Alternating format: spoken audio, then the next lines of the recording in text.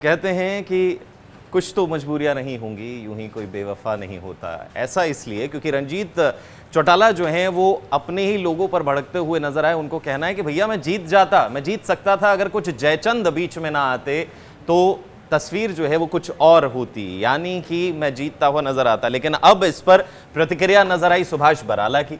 सुभाष बराला जो हैं वो रंजीत चौटाला को संदेश देते हुए तल्ख लहजे में कहते हुए नजर आए कि भैया आप संभल जाएं, ये जो पार्टी है ये अनुशासित कार्यकर्ताओं की पार्टी है।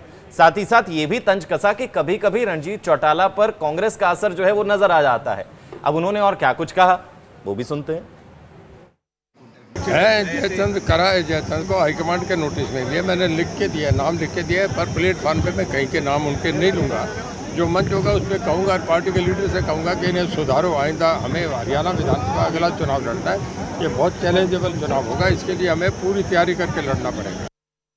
अजीत सिंह जी बहुत वरिष्ठ नेता हैं और उनके ऊपर शायद कभी कभी कांग्रेस पार्टी का असर आ जाता होगा। कांग्रेस पार्टी में सारी उम्र रहे हैं, उनको इस बात का ध्यान करना पड़ेगा कि भारतीय जनता पार्टी अनुशासित कार्यकर्ताओं की पार्टी है और भारतीय जनता पार्टी में अनुशासन सर्वोपरि। कहते हैं कि कुछ तो मजबूरियां नहीं होंगी, यूं ही कोई बेवफा नहीं होता। ऐसा इसलिए क्योंकि रंजीत चौटाला जो हैं वो अपने ही लोगों पर भड़कते हुए नजर आए। उनको कहना है कि भैया मैं जीत सकता था अगर कुछ जयचंद बीच में ना आते तो तस्वीर जो है वो कुछ और होती, यानी कि मैं जीतता हुआ नजर आता। लेकिन अब इस पर प्रतिक्रिया नजर आई सुभाष बराला की।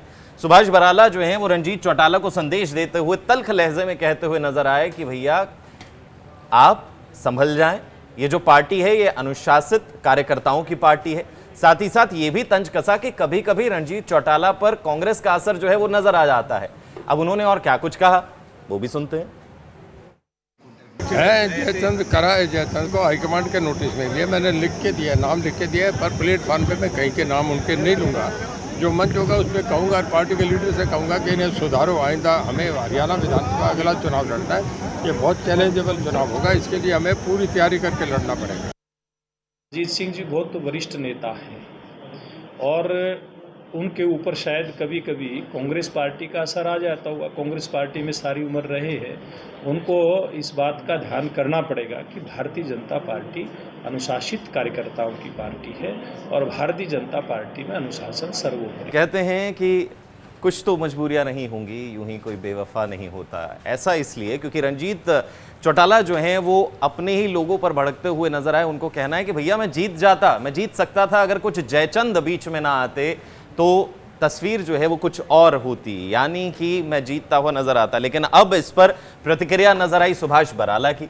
सुभाष बराला जो हैं वो रंजीत चौटाला को संदेश देते हुए तल्ख लहजे में कहते हुए नजर आए कि भैया आप संभल जाएं, ये जो पार्टी है ये अनुशासित कार्यकर्ताओं की पार्टी है।